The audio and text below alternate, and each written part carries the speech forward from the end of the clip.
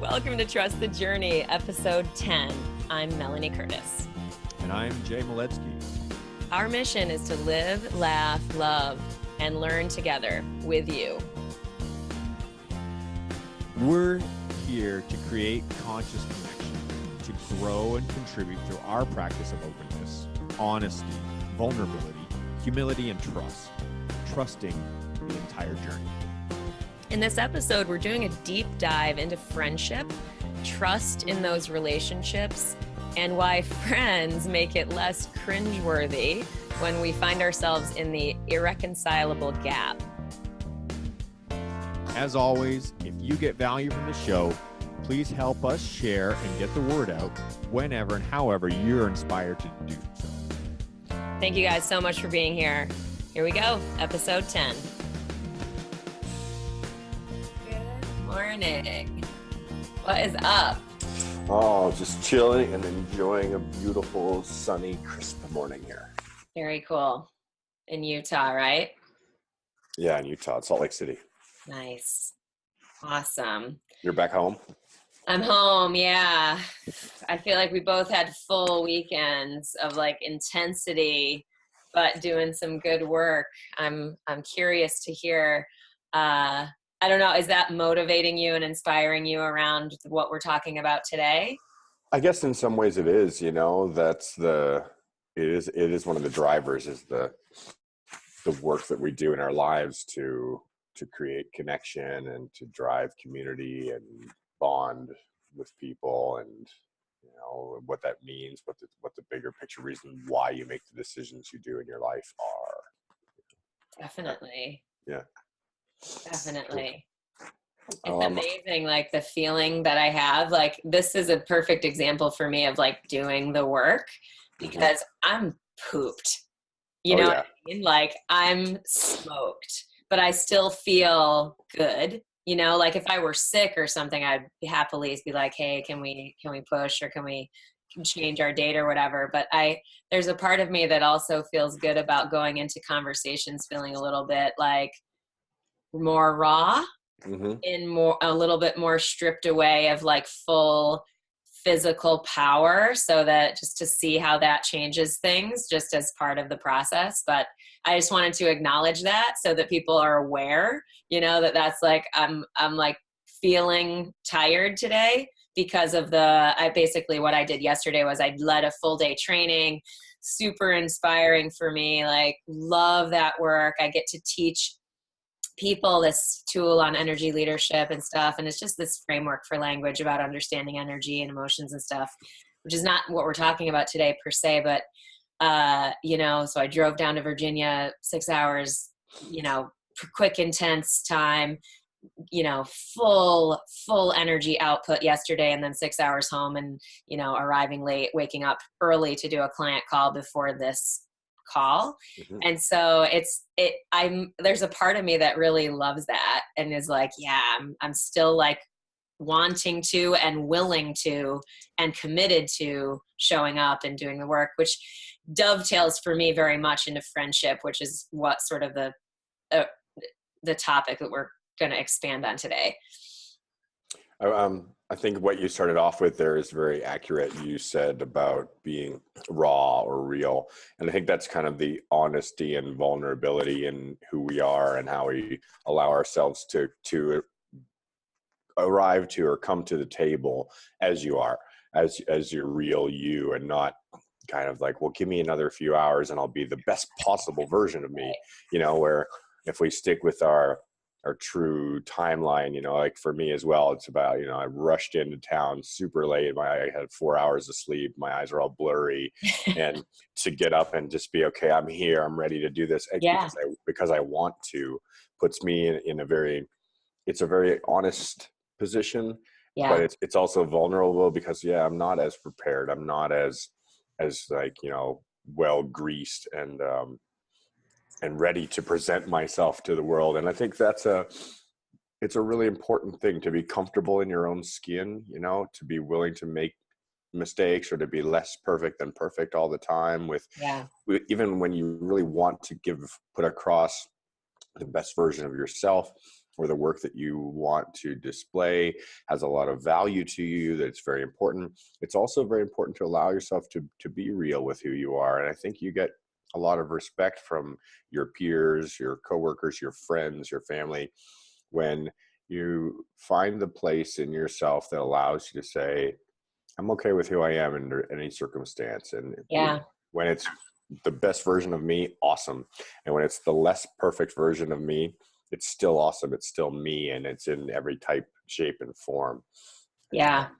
Yeah. I think it's interesting that like when you're lower energy or whatever, or you're not your optimal self or whatever, like there's a difference, I think, between that and sort of owning humanity and owning self and owning the breadth of who we are, which I'll speak to that in terms of friendship, but like, it's different if you are then going externally, like, I need energy from you, my friend, external something, versus just an ownership of what currently is in yourself, which is a subtle distinction perhaps, but like, I think it's an important one. Like, I don't really ever want to be the friend that's like, I'm like in an overly, like, obviously we want to lean on our friends when we need support and when we are in a challenged state, you know, grief, you know, that type, like those bigger life challenges. Of course, we source some actual energy from our people in those types of instances. But in terms of like prolonged ways of being and how, like, for example, how I show up in friendship, like I don't always want to be that draw on my friends. Like I want to be giving, but I want that feeling of balance of, you know, like making sure that I'm caring for them equally as they are caring for me. Not like tit for tat, but like just being mindful of like, am I, you know, being mindful of how much I bring to this friendship to nurture it, to make sure it's growing and connected and, you know, loving, and just all the ways I want to be in a friendship. And am I equally allowing myself to be supported in that friendship when I do need it? Because I think that's like, it can go either way, where you like never let people support you. And it can go the other way where you're like, I need support all the time. And I'm that friend who's sort of you know, like negative draw on the relationship. So, you know, yesterday I took the opportunity to spend 4 hours with a friend that I get to see, I would say, regularly compared to others, but not so regularly. You know, it's maybe we hang out half a dozen or a dozen times a year, kind of in that range. And when we do, we very much value the opportunity to exchange and to share. And it's a really one of those friendships that I cherish, because I'm like, oh, well, this is, you know, I'm going to have to rush and change my plans and do everything differently than originally, but it means I'm going to have 4 hours sitting in a car together. Yeah. And what are we going to do is we're going to talk, and we're going to run out of time. Right. 4 hours, you know, like we're going to be like, damn, the drive's over. We didn't get to quite talk about everything we wanted to talk about, you know. The type of exchange, because both of us, or both of you, or if you know, whatever way you want to context it, is sharing and having the opportunity to feel listened to, as well as to be the listener and to just be present for the other person as that, you know, sounding board, or just an absorption of energy that wants to flow outwards, that may or may not need a return, and just a really nice, balanced exchange.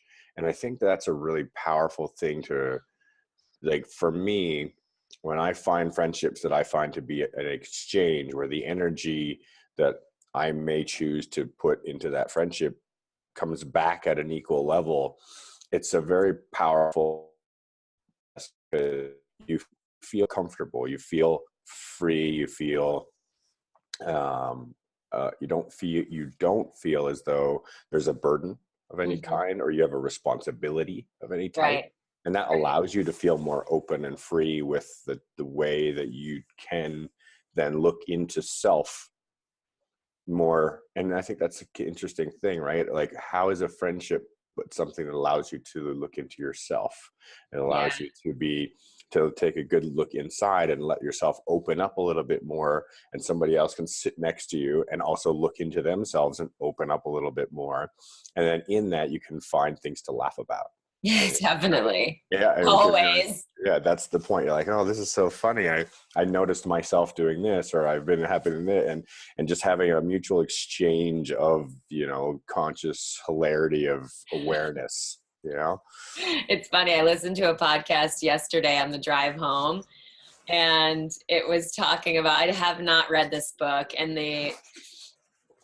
honestly, the podcast episode itself wasn't even that great, but the concept that they were talking about was awkwardness and the irreconcilable gap, which I hadn't heard of before, but I thought was a cool concept, where the perception of self is met with the perception, like the outward, like we think we're like awesome, or we're being received in certain ways, right? Like we're obviously doing our best all the time, that type of stuff.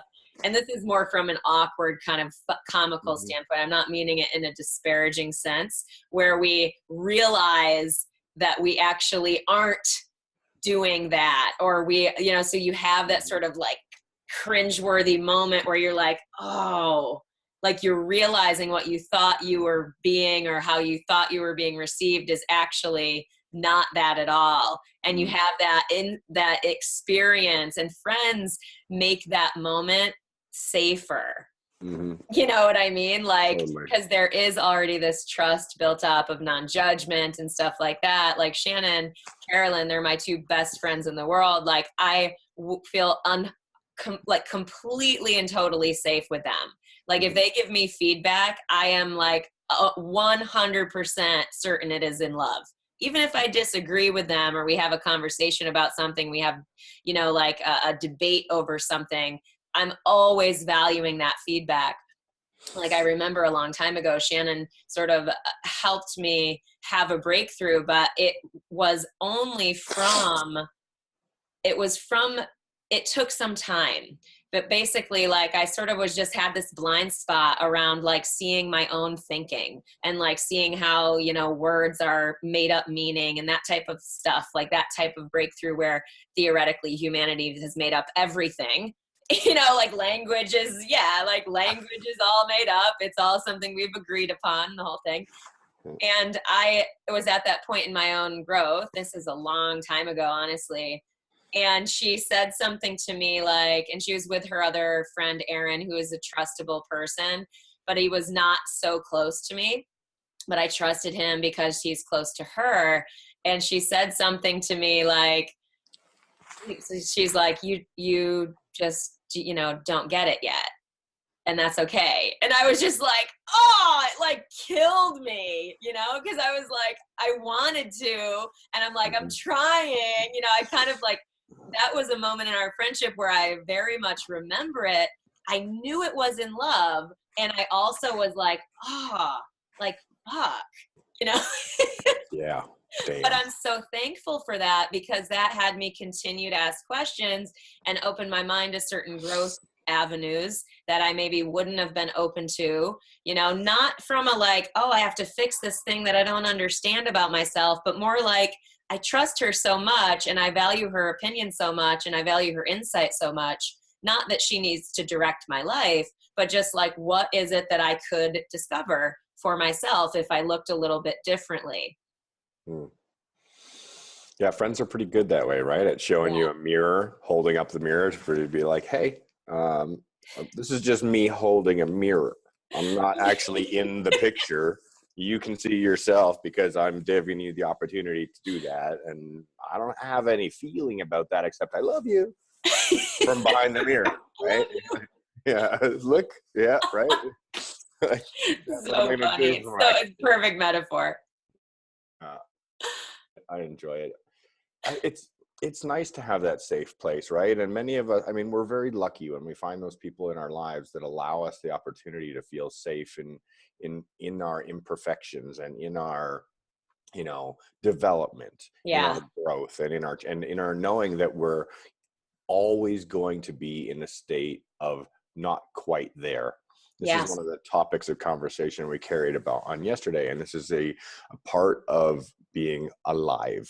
It's part of being a form, a creature, some type of life, where perfection is not something that is achieved or will ever be achieved. The concept that we're in a state of growth and in a state of change always has us just a few degrees away from reaching this kind of conceptual point, right? And that's the donkey that we have in our lives, which is That's that the what point? Sorry, Jay, it cut out for a second. That as this the us reaching donkey, point, but then what did you say? the donkey with the carrot in front of them. Oh yeah. Yeah. So Yeah. there's always something that you're trying to get to, but you never will. Right. So you just keep walking anyways, and it's that concept applies to so many things in our life, whether it's self-development or whether it's relationships or whether it's, career or whatever things that you're looking to grow and develop. The process of growth is the point, right? It's not reaching the maturity of growth and then you're done. That's death. That's different. Right. Yeah. Death and growth are measured in different ways, and the being okay with not being perfect is something that once we find people that allow us that space, you can ease off on your kind of preconceived notion that you need to put out an image that shows you to be grown. Yeah. Right. So I this love is that. two things, right? Like we portray an image of self. It's like, yes, I've reached this. I'm this person. Look at how properly I've done my suit jacket and my tie and my hair's just right. And I've presented myself to you to show that I have reached a level of maturity, which means I should deserve respect. So you'll listen to me or you'll buy my product or you'll respect me and you'll listen to what I have to say. And it's all because of an image that we've created. When in factuality, if we know the honest truth about ourselves, none of us ever truly reach a point of, perfection. So we're all equal at all times. Yeah. Whatever point we're on in our process, it's the same point for everybody, just slightly ahead, just slightly away from where we're trying to get to next. Yeah. Next piece is. Yeah. It's such a subtle distinction, I think, between like that, the growth mindset stuff, but like for example, with the life coaching stuff, I can easily remember being like, oh, I want to be received and I want people to feel confident around me, like in this role, when really like that was me going, oh, I don't feel confident in this role yet. I want to be externally validated. I'm not there yet internally. You know what I mean? It's a little bit not different than the friendship track, but like, for example, yesterday at this training that I led, I basically led a room of people in this education, which I haven't ever done. I've never done of like a room full of people around I've done it with one-on-one clients though for like 10 years. I've been talking about this shit for 10 fucking years, so it's so easy for me to talk about it. But even though it was like a group setting, I was okay with, like, when someone asked me a question that, say, I didn't know the answer to, like, how long has this been around? Like, I actually didn't know, like what do these numbers mean on the chart or whatever? I'm like, I actually don't know the answer to that. Like, this is how I've used it and debriefed it with people over the years. But like that sort of confidence in like not needing to know the answer, being more like, I'm in this process and I am this teammate for you, standing as your champion. Like, that's where I derive confidence, not from knowing every single answer. The interesting thing that I think ties this into friendship is that one of my longtime clients and friends was in the room. So this is a person I've been working with for 7 years. He's been my friend, but also he was a client, started being my client 7 years ago. He's one of the best humans on the planet. Love him so much. And so it was this cool, like holistic experience of like having a fucking live, living, breathing testimonial and true, like friend, you know, like not every client is my friend also, but some clients are my friend, and that both relationships can exist. And so it was this really cool thing. I don't think I would have needed that support in the room, but I recognize, like I feel like I would have been just as confident leading the group without him there. But having him there was like, I just acknowledge it to myself as something that really added value to the day, you know? Yeah. It and does to my life, obviously. Certainly. It should change the next, right? When you have presence in the room that you value and trust the honest, open feedback that you're going to return from that person, right? Totally. And so there's the two levels, right? Like if you have an audience that is been not exposed to you on a personal level, or maybe their level of exposure isn't the same as, say, a trusted friend, then their feedback is going to have a certain skew to it, which you already know is going to exist. So it puts their perceptions of you at a certain point, a certain range. Whereas the friend who's been knowing you for, a decade, then they're going to have a certain amount of expectation based on you knowing your personality type, the way that you act, the way you perform. And they're also going to give you a more honest or direct feedback. At least you're going to ask for that. You're going to hope for feedback about it. I totally identify. So to fill in the gap from this weekend, I performed on Saturday night to a large audience as well, a few hundred people. And it was a interesting mix for me as well, because it was quite a step outside of my comfort range from the audiences which I normally perform to, which I would say have a majority of friends, people that I'm familiar with, people I know. If I look out in the audience at any time, I could see, dozens of people that I would personally have contact info with and be friends with and hang out with.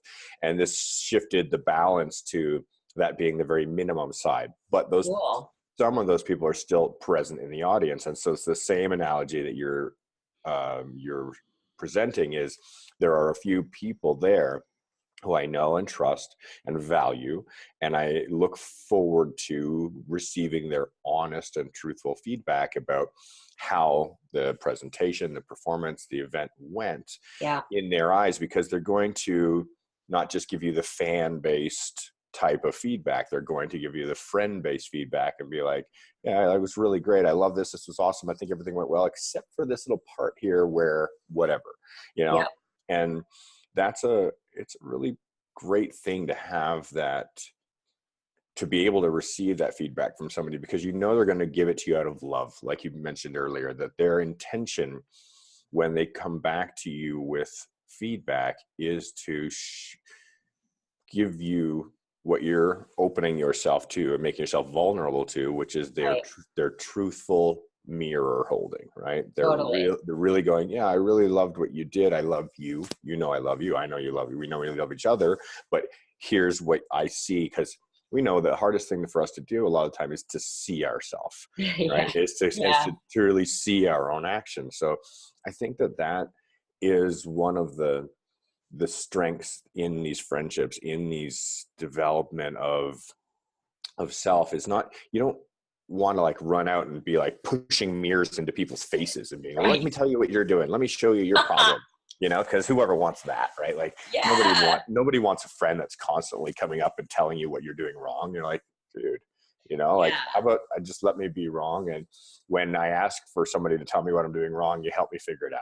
Totally. That's truly like where a friend lies, right? Yeah. In that area. I also think there is this part of like, when you ask for feedback in the mirror and the advice or whatever from a friend there, I feel like it's also an important piece that you don't have to take it. Oh yeah. Like, cause there are some, and that's different than like, I'm complaining about something and I'm asking for feedback and I'm getting it multiple times over. It's different than being a trusted participant in that process, saying, I'm looking for feedback. I may or may not be ready to act on it given I'm in my own growth process. Who knows what that looks like. Maybe I'm ready to employ courage. Maybe I'm not. Maybe I need to recoil and internalize and do some work on myself with it. Like it's just, who knows what that looks like. But I know I've heard from plenty of people over the years, like this idea that, well, I give these people advice and they don't take it, so fuck them. You know what I mean? Like that is it so misses the mark, in my opinion, as in terms of how you would want to show up as a friend. Like that implies judgment, of like, you need to take my advice. The frustration of being a friend, seeing a friend that's hurting and not taking action, that, like, again, there's always sort of this two sides of the coin, but I feel like that's something worth noting when we're talking about holding up a mirror and being of service to our friends in that way. Yeah. Yeah, I see. You spurred a few thoughts in my head while we're just talking there. And oftentimes the value comes from being, having somebody who's willing to be honest and take the risk to come to you and present an outside perspective. So I'll often choose to go and offer some feedback to somebody landing a parachute, Right. or somebody, because they can't see their landing from outside. And that's what I do for a living, is I observe and I see what I observe, and I go and I share what I'm observing with them and explain the mechanics of what's going on. So I don't have an emotional connection to this experience, not my voice, but all I can do is give that. I saw this, maybe you want to think about it from the point of view that I saw it at. So Yeah. oftentimes I walk up to total strangers that haven't employed me, that didn't ask for my feedback. Right. And I go, hey, I just saw you do this and this and this, so think about that. And then walk away and leave it with them, Yeah, that's, I think, a little bit different because there's a bigger commitment to community when it comes to skydiving and safety. It's like that's a stand for a certain value set inside of our sport and collective as skydivers, that even if they're like, fuck that guy freaking coming up to me and telling me I didn't even ask him for any feedback, jerk, that's fine. That they can respond like that. Certainly, I'm sure people have responded to me that way over the years also, because I would certainly do the, like, when I was like, working at Skydive Elsinore, sort of running things there in the experience side, I would always walk out and, being of service, but engaging people in that sort of productive discussion, which is different, I think, than friendship per se, where you earn and agree upon, like if I talk about Shannon and Carolyn as my BFF examples and the trust that we have cultivated over the years, it is expressed that we are in a friendship of a certain design. Like we are like the template of what's possible for people in connection. Like we are living into that type of, we want to be mirrors for one another in an incredibly loving, gentle, safe way. You know what I mean? Like there's stuff that, and it's not like we just lined it up and said, this is the kind of friendship we want to have. It's obviously evolved over time, and through that safety and communication, growing in our individual commitments to growth and expansion and transformation and love and hilarity and just all this stuff, it shows itself, and the trust is earned through those actions, but also really stating it and agreeing and going, that's the kind of friend I always want to be for you. I thank you. I acknowledge you for being that for me. Like somebody maybe more open-minded in skydiving would be like, wow, I have no idea who you are, dude, who just walked up to me to give me landing advice. Have no idea of your experience, right? But that you came up with a thoughtful, caring energy to like potentially be of service, whether they know to take that advice or not, is almost separate from going, hey, thank you for, even caring to talk to a stranger about something that might help. I love that. So it sounds to me like both of the scenarios are working on to this concept of cultivating depth, right? It's the concept that you engage somebody with the intention of going down a road of development, right? Yeah. Where Love it. the goal is to present a topic for conversation that allows us to both offer observation on that point, and that topic is going to be of relationship to both of us. Totally. We both have areas inside of that, whether it's, our a love in our life, or struggles in our life, or goals that we've set for ourselves, or challenges that we're working, skills that we're looking to develop. They all have the same type of measure and value, where it's a point of conversation. It's something to talk about and go, yeah, okay, I guess I could have done that a little better this time, or here's how that I did it. Here's how I chose to do this on this scenario, and when I came back, this was my result, and it wasn't quite what I was looking for. Or yes, it went awesome this time, this is great. And I love the context that, you could be talking about a parachute landing, or you could be talking about a relationship. You can be talking about anything. It doesn't make any difference. You're talking about learning to communicate, about learning how to recognize the values that you're placing on things, and when you're prioritizing them, and the actions or inactions that you're taking in relationship to those choices, and how to make better choices to better serve you and the people that you love or care about in your life, including yourself, as you go forward. So that process of like self debrief or contextual debrief of an idea is such a powerful one. And I love that conversation. It's such a fun to go into. Yeah. Cultivating depth it's fascinating, because I work with, like, on the life coaching side of my work, like, I definitely have talked with multiple people, and this is a topic I've explored myself. Given my, I don't know, maybe my extroverted ways, or just the fact that I love people, I'm, not really afraid of people in general. In some ways I'm afraid of people, you know what I mean? Like, it makes sense, but like, people are unpredictable, like AKA you can't control anyone, AKA there's unpredictability there, AKA scary.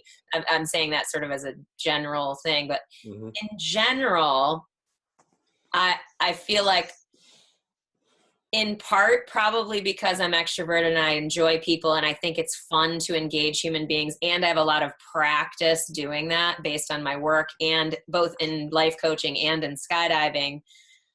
It's interesting though, because I definitely came upon a period of my life where I laughed, because I was like, I had basically, my life had gratuitously changed. I decided to move back to the Northeast. I hadn't lived in the Northeast in 16 years or something. I'm from the Northeast.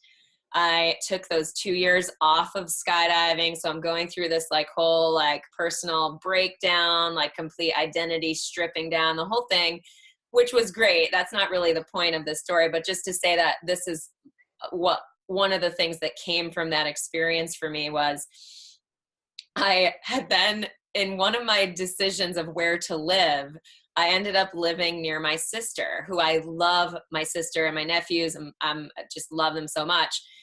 So I was up there living sort of near her for about 6 months' time. And I had this insight where I was like, I don't have any friends. Like, which is not true. It's 100% not true. I definitely have lots of friends, and I did at the time. I laugh because of the gratuitous like extremity of that idea, that I have all these friends on Facebook, and I love those connections and the people. I have my best friends who live on the corners of the country, not anywhere physically close to me. You know what I mean? So I found myself in this scenario where like I legitimately was like, I don't have fucking any friends who live near me. Like, what is going on there? Something is up there, because I'm not shy. I like people. It basically sent me on this inquiry to go like, what do I want to do now in my adult life? Like, I didn't feel less than that. I ended up with like this feeling of having no friends. It was, I didn't take that personally, luckily. But I know with my work with life coaching that a lot of people receive that and they look around their lives as a 30 something or 40 something and they're like, I don't have any friends, like, and then they feel bad, like there's something wrong with them, that they don't have close friends around them and stuff like that, then it becomes this goal that we work on to either strip away that judgment and then take actions to how do we cultivate depth when we're an older person, when we're, you know, people are busy, and that whole question. It's a big thing, I think, for a lot of people who are adults, not just 20s and college. Like, how do you cultivate friends as a sort of older person? I think it comes from presenting the truthful version of yourself and being that open and honest and vulnerable person, right? And Agreed. I would say that I very much relate to your circumstance in that, you know, where I live, I know thousands of people, but also where I live, I have a very small group of friends. If I make a list of the number of people that, you know, regularly come over to my house to sit and hang out on the couch or the patio, it's a pretty small group. I mean, a couple people. Yeah. You know, and that's pretty rare. It's not even very much. But the friends that I communicate with on the most regular basis live scattered across the globe, you know, around the country. They're all in only random places around the world. And I do look forward very much to the opportunities to spend time with these people. Yeah. But, and I value that time, and I value the technology that allows us to maintain these friendships through great distances, because very often geographical limitations are conceived based. So you could think about it like, if you have a giant jar full of marbles and you're like the one blue marble with the silver specks in it, and you like looking for other blue marbles with the silver specks in it, what's the chances that they're all going to land in the same spot in the jar next to each other? Is pretty impossible, right? Like throw thousands of marbles in the jar and shake it up, they get all mixed up in different points, they're all over the spot. So if you're looking for other ones like you, they're probably not all going to be in the same place. So sometimes you might get really lucky and find one that's very similar close by, that you can identify with, that you can relate to, that has a lot of similar aspects of growth or change or experience or whatever in their life. But for the most part, they're going to be quite disparate. And you got to like allow that to be, and just recognize that the times when you're going to cross paths with another electron zooming through space that is like you're going to be like, hey, I recognize you, I see you. Right. You know? And if you're not actually in the same physical space together, then find ways to create it through virtual space. And I think that's been one of my greatest, one of the things I'm grateful for in greater sense of life, is having these technologies to this day, whether it's the telephone or the internet or air travel, you know, the means that we can get across these great spaces to keep these connections in place. It's so great. So that depth, right? Back to cultivating depth, and how do we find these opportunities, is when that moment comes by and you see one that is asimilar, that you're like, there's one that's like me. Don't let it go by just because of a distance which you may perceive to be great, whether it's geographical or time availability or relationship. Then I wouldn't just relate to the relationship I have. Like, none of these are elements that I'm going to have as like restrictors to that potential. So you just got to put yourself out there and be like, hey, let's be friends. Yeah. I also, it's funny, I wrote a column about cultivating connection the other day. Basically, it was this thing where I was boarding a commercial jet. Did I tell you this story? No. Okay.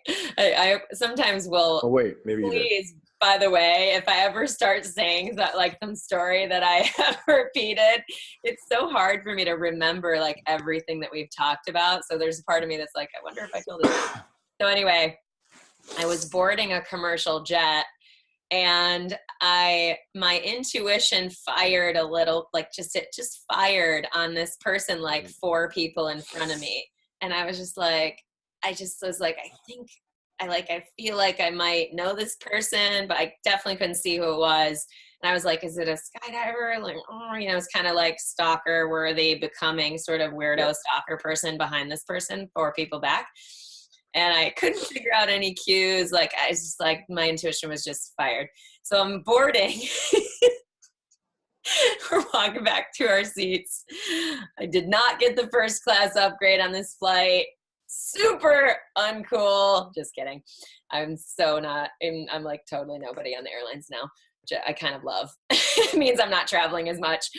So I was walking on to like go to my seat, and I'm still sort of like eyeing this person, like trying to figure out who it is, like if I know them.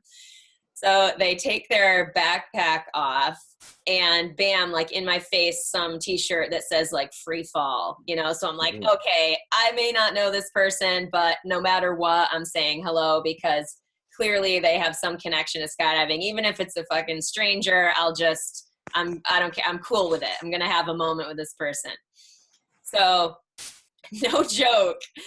Person puts their backpack up in the seat or up in the thing, sits down, and I'm trying to like see this person's face, and they have a hat on, and like it's like the movies where the shot is always blocked, where you can't actually see the thing that the director is like trying to, you know, that was legitimately what was happening.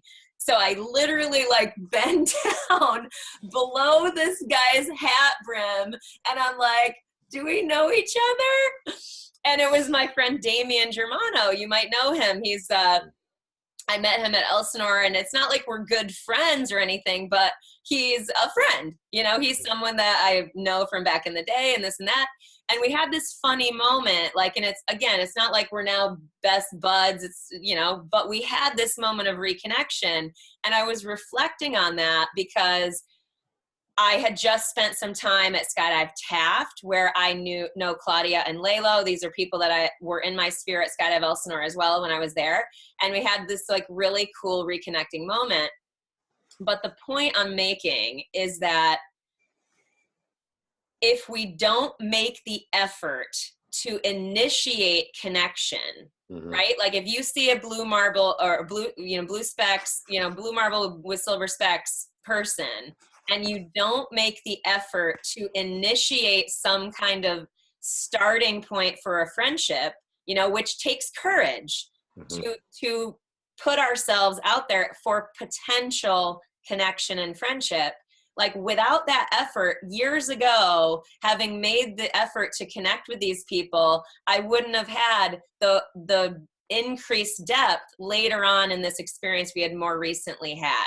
You know what I mean? Like, totally. Even though that's a longer term window of friendship, it's still, I think, a valid thing to share given the scope of you never know when the depth will come. I always value when people do that for me, when you're going through life and somebody walks up and says, hey, we've crossed paths at this other time, or I've seen this thing that you're doing, or I've been at some perspective in relationship to our lives have had potential of crossing, and they're willing to come up and say, I would like to grow this. I'd like to take the next step forward. And I'm always very grateful for that, because a difference between you and I is I'm more of the introverted type person where I don't always want to reach out to other connections, and I don't always enjoy people so much, Right. I oftentimes find myself wanting to do the opposite and retreat or move back from people to give myself more space. And so when somebody's willing to step into that and say, hey, I see you over here, I'd like to, make myself available if you would like to also have this connection and create depth and cultivate, deeper friendships and potentials. Because when those have come along and they've become lifelong friendships, they've become deeply cared for individuals. I mean, this is what life is about, right? I mean, this is the whole point. Friends are family, and I the people who touch my heart the most, I immediately, like, if you just, each of you listening right now, if you just take a second and just think about the people that you care about, that, like, where you're like, who are the ones that you immediately pop into your mind? For me, friends that are scattered all through different parts of my life, different phases of my life, and in different places around the planet or and geographically. And the reasons why, think quickly about what ensued those friendships. Like, why did they start? When did they start? What grew them? What developed them? And if you have friendships that have come and gone, why did they change? What was the reason for others of why they came into being as well? And Absolutely. so I have like immediately one of the more recent ones that comes to mind for me, where we've only become friends in the last couple of years, but it's immediately gone to so immediately is a very inaccurate term. Over a very short period of time, the Yeah. friendship has gone from, hi, nice to meet you, I'm so and so, I've seen you, you know, I would say 4 years ago, I've seen you person, you know, oh yeah, I've seen you on Facebook before too. It's like, so complete strangers essentially. Right? From like, I've just seen a photo of you on Facebook means I know nothing about you, right? Right. And to becoming somebody that I will call in the middle of the night with personal struggle, you know, to be like, hey, I'm having a hard time with this part of my life or my business or my internal spirituality or things that I'm struggle with, to be like, hey, you know, I'd like to share because I need some advice, or even just call up to be like, hey, how you doing? You know, are you good? Like, I'm just being here as a listener, you know, and that being a mutual sharing of love to the other person. And that concept, like that, to me, it's such an invaluable thing. Like, it's truly the idea of love is that your offering is both yourself at your imperfected state and yourself as a listener or as somebody to just be present for at, you know, regular and irregular intervals, you know. So sometimes the call is, hey, I just called to check in and see how you're doing. I wanted to say hi. Yep. That's it. Just wanted to say hi. You know, just wanted to let you know that I still exist. I'm still blue with silver flecks over here sitting on this side of the jar. And and you come into my mind. And because I think about you, I want you to know that I'm thinking about you. And I'm not calling to say, will you do this for me? Or I need something from you, or I want to give you this. Yeah. Because even that is an imposition to hear, you have to have this, you know, and to just be like, hey, I'm just here. I'm just announcing my presence so that, you know, I'm here if you need me. And those are such valuable friendships. I think they're some of the most valuable. Agreed. I think those really are rooted in that non-judgment, open, accepting, parallel, you know, values, mindsets, you know, like growth mindedness and love as a undertone. And, you know, like, I think that there has to be some conscious connection, I think, for people. Well, maybe not. Maybe it doesn't have to be conscious, because you can identify it, I think, intuitively when you connect with someone. Like, you have that, like, oh, there's that proton zinging by. So I take that back. I do think it can be unconscious at first. But I think, like, if I think about like new friendships that I've had that have increased in depth over a short period of time, and I'm reflecting on, you know, this new friend that I have, she's awesome. And I'm like, well, why do I feel a sense of ease and trust with this person? And it's definitely non-judgment, zero pressure for me to be anything but what I am, and to not, you know what I mean? Like, basically complete, it's like this very, very like commitment to acceptance and care and non-judgment as a baseline of friendship, you know? And I just, like, that is so huge, because I mean, that's just such a big deal, especially for someone who is a giver, you know, like, it's easy to get into something, I think, where if that's not the case, it can be dangerous, you know, for a person who is not aware of that maybe tendency in their nature to be wanting to be I want to be loving and lead with love and giving and being of service and being generous and all that stuff that is appealing, like for someone like me, for example. It's like, how do you discern, you know, who is someone you want to deepen a connection with versus someone you don't, you know what I mean? Because that's, I think, a worthy conversation too. We can continue that now or talk about it next time. It's up to you, but it's worthwhile looking at that too, I think. And that's one of those things, right, where I think you send out we have like an emitter and a receptor, right? And so you emit out a wave, an energy, a type of energy. And so what is that? It's love, it's honesty, it's humility, it's this pieces of yourself to say, this is me, right? Yeah. I'm just going to be the way I am. And so the wave that you send out presents a non-judgment, you know, that type of energy. And if what you also receive back on your receptor in that wave, that you're sensing another individual that has these similar types of outgoing and incoming energies, then the thing is to then take the next step, right? And that's when you're like, all right, well, let's try is to exchange a little bit more of this and see how well it's received and see how well you receive these types of exchanges. And if they continue to exchange well, then it's worth giving the opportunity. But also it's one of those things where you're like, all right, well, you send some out, you receive some, let it rest for a while, and then wait and see if that spurs itself again. If it's got a call, if your inner instinct, a little voice in the back of your mind that's like, you should give them a ring again, you should send them another message, you know, or you should reach out or make yourself available again in another way. Right. I think that's kind of like, for me, where I feel those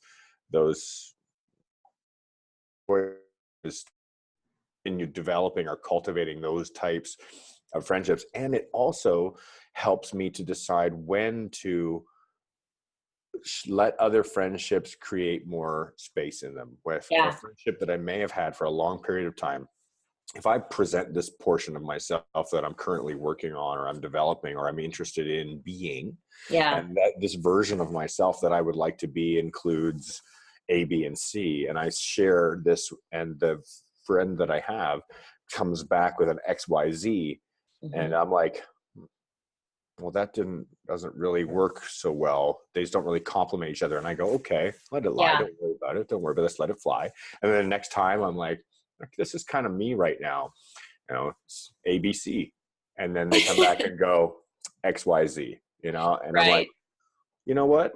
Yeah. Maybe then I'll just leave that friendship kind of lie where it is. And I don't need to try and change it. It doesn't need to be added to or broken away from or changed. Just let it be. And I'll go to, you know, another one of these opportunities out there. Maybe it's a new one. Maybe it's a trusted one, and go, hey, I'm ABC. And if they go, yeah, I'm ABC too. Or I love that you're exploring ABC. That's awesome. Perfect. You know, it's fascinating. That I think is a legit concept as well, where we grow away from certain relationships sometimes.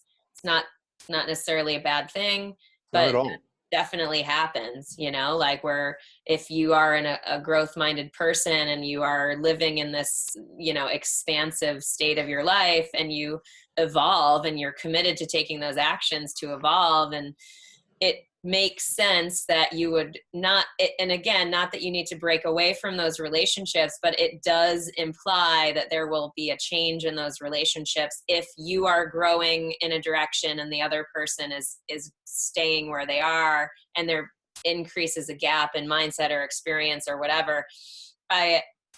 Did you ever, this Wait But Why article, did you check that out by any chance? I did skim through it and start to have a little look at it. Yeah. I'll post it because it's so funny. It's a funny little article listing like different types of relationships. But one of them is like the diverging paths friendship, where you stay in a friendship, or you have this friendship where one person is like has a life experience that's so different.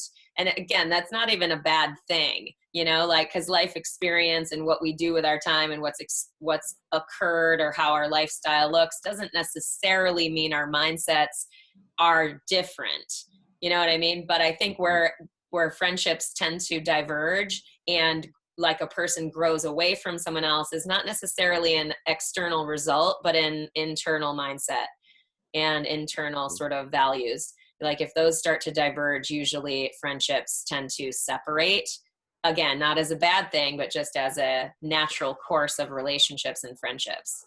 I think you hit it right on the head, with the idea. It's like, oh, I'm glad that you're doing this, or I'm open to observing you doing this. And I don't need to necessarily be the same. I can be okay with and happy for you to see that you're currently on your path of whatever that might be. Yeah.